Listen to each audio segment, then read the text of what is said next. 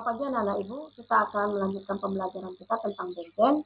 Nah, di sini bisa kamu melihat bahwa benzen tersebut ternyata memiliki kemampuan untuk beresonansi, artinya ikatan rangkap ini dapat secara serentak berpindah tempat ke sisi yang lain.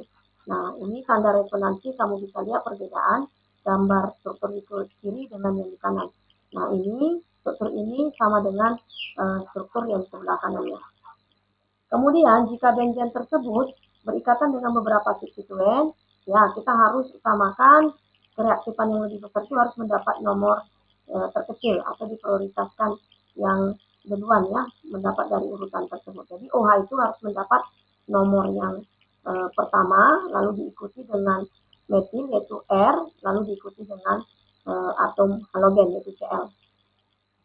Nah, kemudian jika benzen tersebut ya berikatan dengan substituen contohnya CH3, kita sebutkan dulu nama substituennya metil, lalu diakhiri dengan benzena.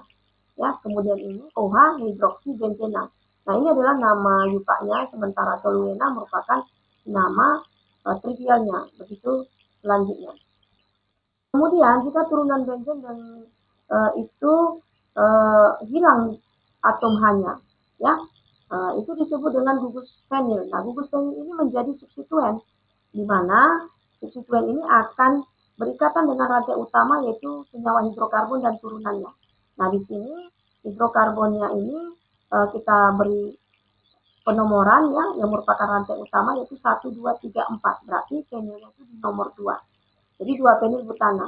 Nah, kemudian ini hidrokarbon turunan dari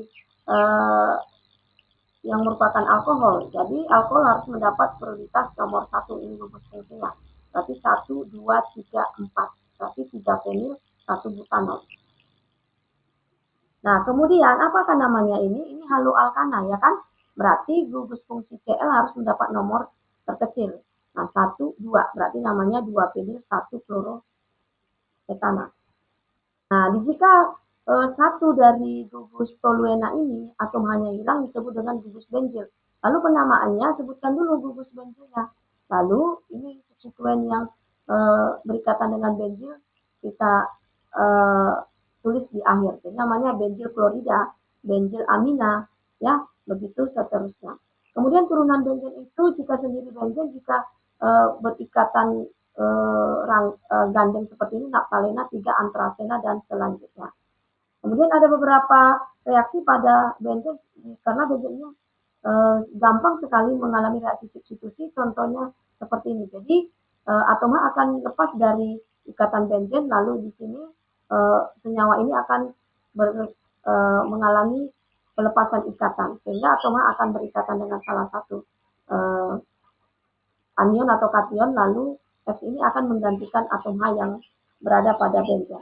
Nah, kita ambil contoh BR2. BR2 itu akan putus. Lalu H akan berikatan dengan satu BR yang sudah putus, lalu BR ini akan menggantikan atom H. Seperti ini reaksinya. Ya.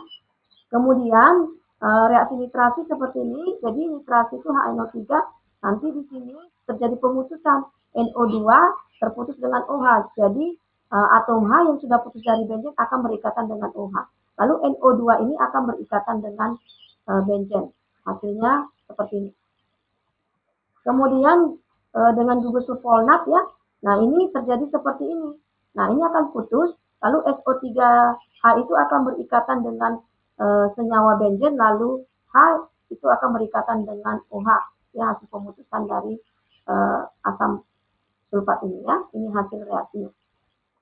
Kemudian gugus alkil ya, kita ambil contoh di sini CH3Cl. Jadi CH3Cl ini akan putus, jadi Cl akan berikatan dengan atom H yang sudah putus dengan benzen, lalu CH3 akan berikatan dengan benzen menggantikan atom H. Hasil reaksi seperti ini.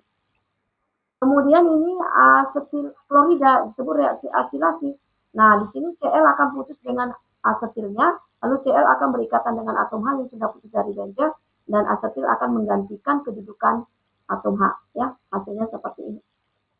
Kemudian di sini reaksi hidrogenasi di mana terjadi pemutusan ikatan rangkap. Nah, jadi itu diganti dengan PT ya, hasilnya seperti ini ya. Dibantu dengan PT. Hasil menjadi siklohexana. Demikian anak-anak Ibu untuk reaksi beberapa benzen.